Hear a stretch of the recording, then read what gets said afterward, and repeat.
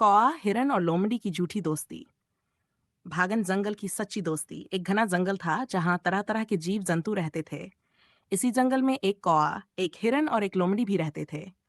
कौआ बहुत चतुर था। हिरन सरल और भोला था, जबकि लोमड़ी चालाक और धूर्त थी। कौआ और हिरन की सच्ची मित्रता थी। दोनों एक दूसरे की बहुत परवाह करते थे।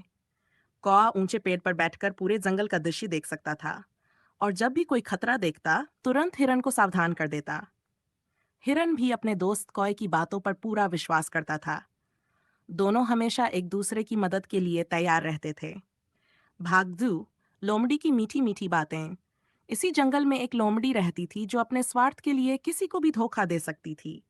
वह बहुत ही चालाक थी और अपना पेट भरने के लिए किसी को भी फंसाने से पीछे नहीं हटती थी। एक दिन लोमड़ी ने हिरन को देखा और सोचा, यह तो बहुत अच्छा शिकार हो सकता है। अगर मैं इसे अपनी दोस्ती के जाल में फंसा लूं, तो इसे धोखे से खा सकती हूँ। यही सोचकर लोमड़ी ने मीठी मीठी बातें करनी शुरू की। वह हिरन के पास गई और बोली, भाई हिरन, तुम कितने सुंदर और तेज दौड़ने वाले हो। मैं तुम्हारी तेजी की बहुत प्रशंसा करती हूँ। क्या हम दोस्त बन सकते हैं? भोला हिरन लोमड़ी की चिकनी चुपड़ी बातों में आ गया और उसकी दोस्ती स्वीकार कर ली। कौआ ये सब देख रहा था, लेकिन उसने कुछ नहीं कहा, क्योंकि वह जानता था कि जल्द ही सच्चाई सामने आ जाएगी। भाग 3। धोखेबाज लोमड़ी का पहला षड्यंत्र। कुछ दिनों तक लोमड़ी और हिरन की अच्छी दोस्ती चली। लोमड़ी ने बहुत अच्छे व्यवहार का दिखावा किया ताकि हिरन पूरी तरह उस पर भरोसा कर ले। फिर एक दिन लोमड़ी ने कहा, हिरन भाई, मैं तुम्हें एक ऐसी जगह ले चलती हूँ जहाँ बहुत सारी हरी भरी घास उगी हुई है। वहां तुम मन भरकर भोजन कर सकते हो। हिरन ये सुनकर बहुत खुश हुआ और लोमड़ी के साथ चल पड़ा। लेकिन उसे ये नहीं पता था कि वह जगह शिकारी के जाल से भरी हुई थी। जैसे ही हिरन वहां पहुंचा और घास खाने लगा, उसके पैर शिकारी के जाल में फंस गए। वह घबरा गया और मदद के लिए जोर जोर से चिल्लाने लगा, बचाओ, बचाओ। लोमड़ी मन ही मन बहुत खुश थी। वह सोच रही थी, अब जब शिकारी आएगा तो उसे मारकर मैं आराम से इसका मांस खाऊंगी।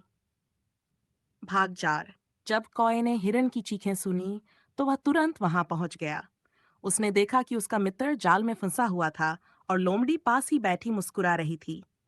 कौआ समझ गया कि यह सब लोमड़ी की चाल थी। कौए ने हिरन से कहा, घबराओ मत, मैं तुम्हारी मदद करूंगा।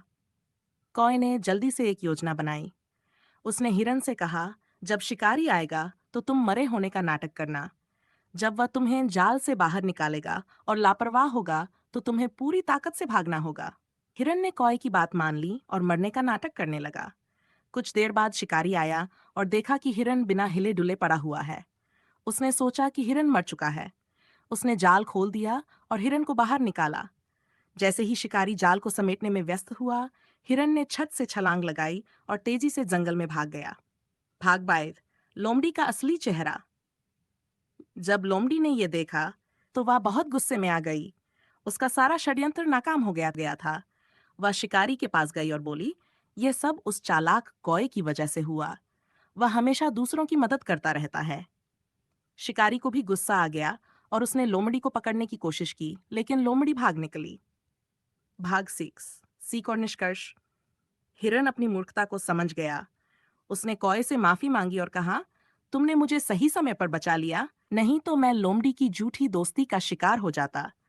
अब मैं कभी किसी अजनबी पर आंख बंद करके भरोसा नहीं करूंगा।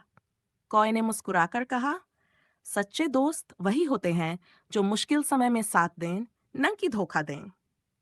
इस कहानी से हमें ये सीख मिलती है कि हमें कभी भी किसी की मीठी बातों में नहीं आना चाहिए, बल्कि सच्चे और समझदार दोस्तों पर ही भरोसा करना चाहिए।